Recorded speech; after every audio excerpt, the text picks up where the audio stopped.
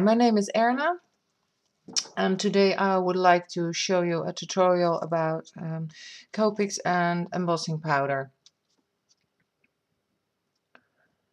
I made this card. The label on the card is made with the Copics and the embossing powder. What you see here is made with it.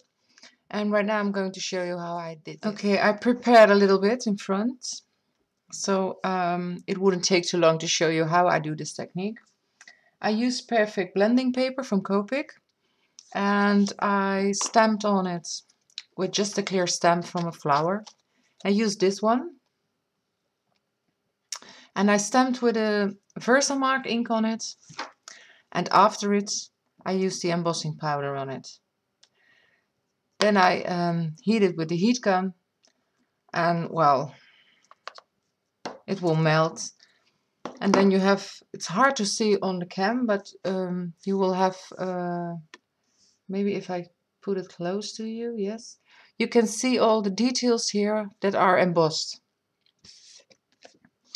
After that I stamped with rich cacao memento, and I used this clear stamp. I stamped it over the image of the flower, and I wiped away the ink on the embossing spots. Okay, when you did this all, you can start with coloring with the Copics. And the most important thing is you need a colorless blender. I really hope I do it right in English.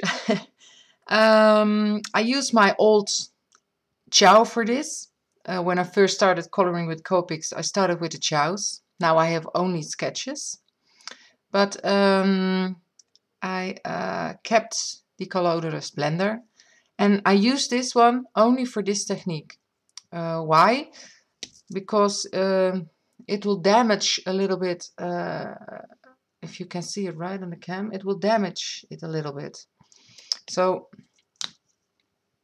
here you can see it gives a little bit of color on it. Also important is that your color is full with solution, so it's not an empty marker, but it has to be full. Okay, I try to show you what I do. I'm taking two colors, the V09 and V05, and I'm going to color over the embossed details on here. If you go beside the details, it's no problem. Okay, I will color over the embossed, and it looks like a child is coloring, but believe me, once it's finished, it's a beautiful result. I'm not going to color the whole image here, just a piece of it. It's just to show it to you. As you can see right now, I color the embossed part. These two colors I'm using right now to get the green spots. I first color with the lightest color, also going over the embossed details. A little bit here. Okay. I take the dark one and I go over it again, just to make it a little bit, to give it a deeper effect. I take the lighter V5 and I will just add a little bit color around it.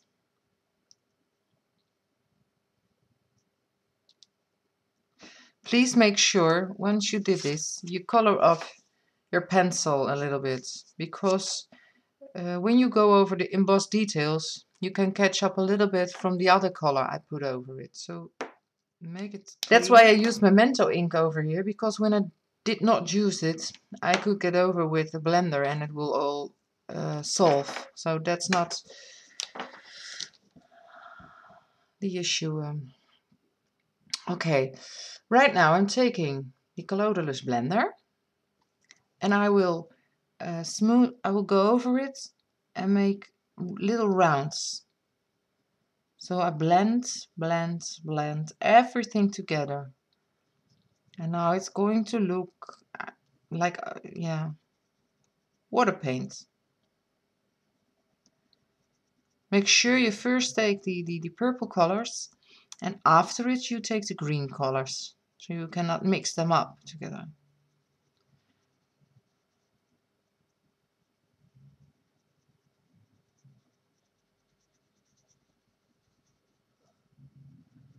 And make turns and turns. Okay, now we're going to the green. Going down.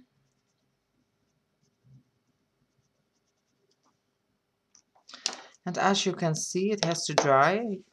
The image, it's like a watercolor effect. When you've done the whole image, when it's dry, I will spray over the entire surface with Terror Angels Glimmer Mist. It's a natural pearl color. Just once or twice you spray over it and you will get the perfect shiny look. Go over it with some distress ink. I will show you. I use tea dye. And you will rub it like this and go over the entire surface. You see? Then it will pop out very nice.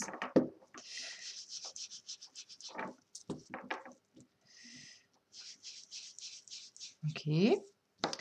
And after you will use the vintage photo and just rub the edges so it gives it an old look. And as you can see, Copic and Distress are well combined together. See?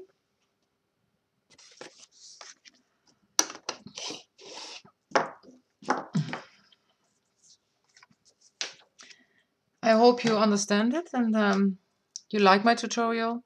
Once it's finished, again, I will show you my cards. This will be the result. I cut it out with spellbinders and place it on a card. I put some nice embellishment with it, and well, you can do more with Copics than only coloring your images. I hope you liked the tutorial, and well, thanks for everybody who's watching.